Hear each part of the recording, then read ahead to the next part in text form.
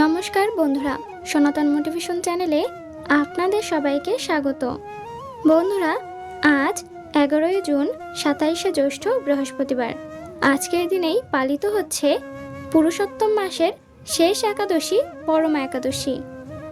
আপনারা সকলেই জানেন যে এই পুরুষোত্তম মাস কতটা গুরুত্বপূর্ণ ও মাহাত্ম্যপূর্ণ। 3 বছর পর পর এই পুরুষোত্তম মাস আসে। তাই আপনারা সকলেই এই পরমা একাদশী ব্রতটি পালন করার চেষ্টা করুন এবং কেউ যদি কোনো কারণবশত এই ব্রতটি পালন করতে নাও পারেন, তবুও ভগবানের সম্মুখে একটি প্রদীপ প্রজ্বলন করে ব্রতকথাটি শ্রবণ করতে পারেন। তাতেও এই ব্রতের পূর্ণফল অনেকাংশেই লাভ করা সম্ভব। আর যারা একাদশী ব্রত পালন করছেন তারা এই বিষয়টি নিশ্চয়ই জানেন যে একাদশী ব্রত কথা শ্রবণ না করলে সেই একাদশী ব্রত অসম্পূর্ণ থেকে যায়। তাই আপনারা সম্পূর্ণ মনোযোগ সহকারে শেষ পর্যন্ত ব্রত কথাটি শ্রবণ করুন। তাহলে শুরু করা যাক পরমা একাদশী ব্রত কথা। জয় শ্রীকৃষ্ণ, রাধে রাধে। মহারাজ যুধিষ্ঠিরকে কমলা বা পরমা একাদশী মাহাত্ম্য বর্ণনা করেছিলেন স্বয়ং ভগবান শ্রীকৃষ্ণ। একদা শ্রীকৃষ্ণের সাথে একান্ত আলাপচারিতায় আর্যাবর্তের চক্রবর্তী সম্রাট ও পাণ্ডুপুত্র যুধিষ্ঠির শ্রীকৃষ্ণের কাছে জিজ্ঞাসা করেছিলেন, হে মধুসূদন, পুরুষোত্তম মাসের শুক্লপক্ষের একাদশী তিথি মাহাত্ম্য, ব্রতকথা, আচার ও নিয়মকানুন আপনার কাছ থেকে আগেই জেনেছি। এবার কৃপা করে অধিমাস, মল মাস বা পুরুষোত্তম মাসের কৃষ্ণপক্ষের একাদশীর নাম, একাদশীর মাহাত্ম্য, পালনীয় বিধি ও এর ফলাফল সম্পর্কে বিশদভাবে আমাকে বলুন। উত্তরে শ্রীকৃষ্ণ সন্তুষ্ট চিত্তে যুধিষ্ঠিরের উদ্দেশ্যে বললেন, হে কৌন্তেয়, কমলা বা পরমা একাদশীতে পালনীয় বিধি পদ্মিনী একাদশী তিথিতে পালনীয় বিধির মতো অভিন্ন।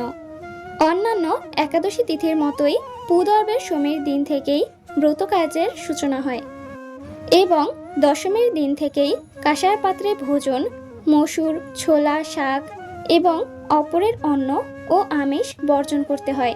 পরের দিন প্রাতকৃতের পর সুগন্ধি, ধূপ, দীপ, চন্দনাদি দিয়ে ভগবানের পূজা করতে হয়। রাত্রিতে জাগ্রত থেকে ভগবানের নাম গুণ কীর্তন করতে হয় এবং পদ্মিনী একাদশীর মতোই এই কমলা বা পরমা একাদশী ব্রত সুখদাত্রী, মুক্তি দানকারী, আনন্দ প্রদানকারী, পবিত্র এবং পাপ বিনাশিনী। এ সকল কারণে এই একাদশীর নাম পরমা। পরমা একাদশী পালনের বিধি ও নিয়মকানুন বর্ণনা করার পর ভগবান শ্রীকৃষ্ণ এবার পরমা একাদশী মাহাত্ম্য বর্ণনা শুরু করলেন। তিনি যুধিষ্ঠিরকে বললেন, হে মহারাজ যুধিষ্ঠির, পরমা একাদশী কেন একটি অবশ্যই পালনীয় এবং এই একাদশীর প্রভাবে কি ধরনের ফল পাওয়া যায় সেই বিষয়ে একটি কাহিনী এখন আমি আপনাদেরকে বর্ণনা করব। একদা আমি যখন কাম্পিল্য নগরে ভ্রমণ করছিলাম, তখন সেখানকার কিছু সাধু সন্ন্যাসী ও মুনি ঋষিদের সান্নিধ্য লাভ করার সুযোগ হয়েছিল আমার, এবং পরমা একাদশী মাহাত্ম্য বা ব্রতকথার এই কাহিনী আমি তাদের শ্রীমুখ থেকেই শ্রবণ করেছিলাম।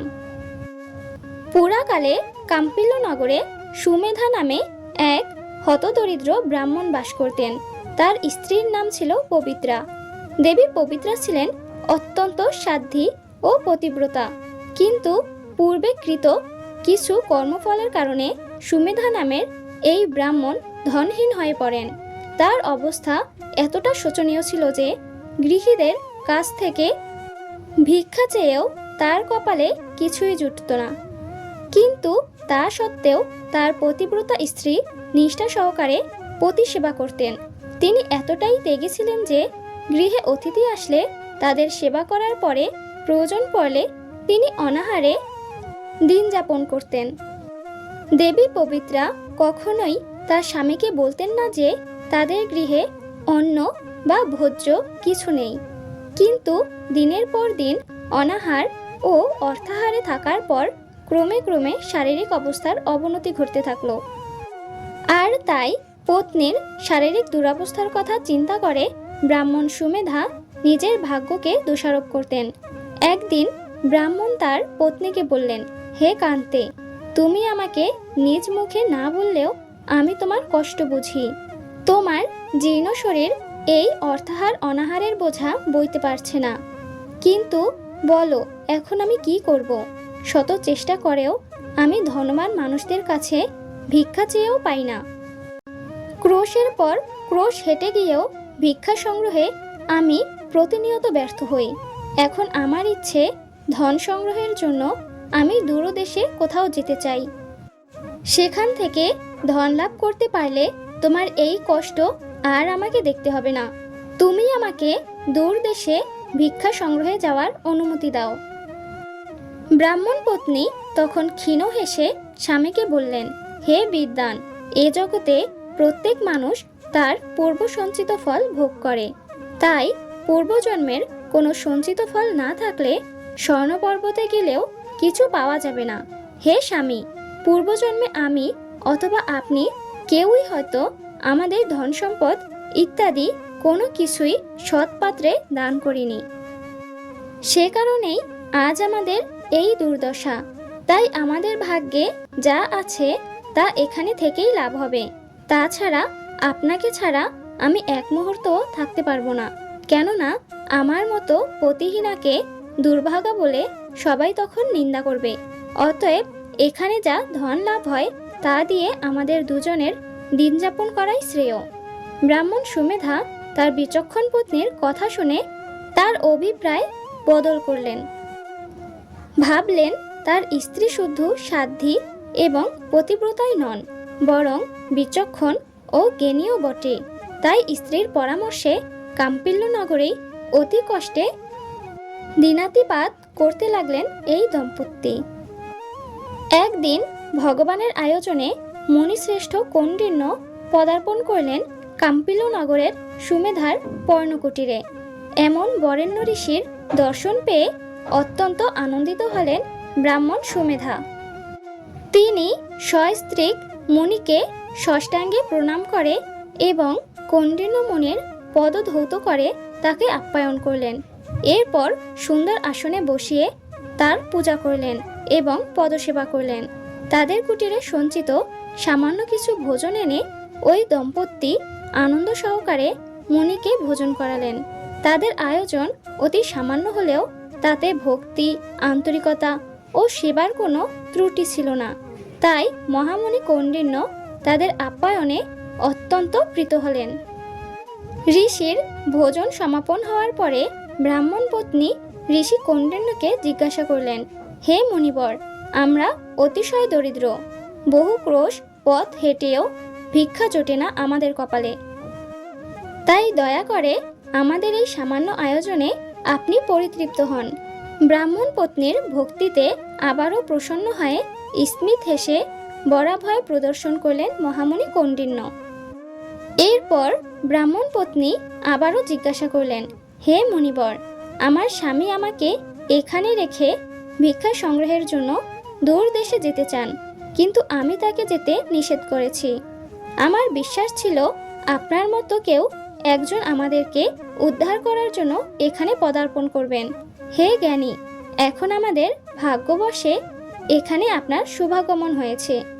আপনিই আমাদেরকে বলে দিন কিভাবে দরিদ্রতা নাশ হয়, বিনা দানে কিভাবে ধন, বিদ্যা, স্ত্রী লাভ হয়, দরিদ্রতা বিনষ্ট হয়।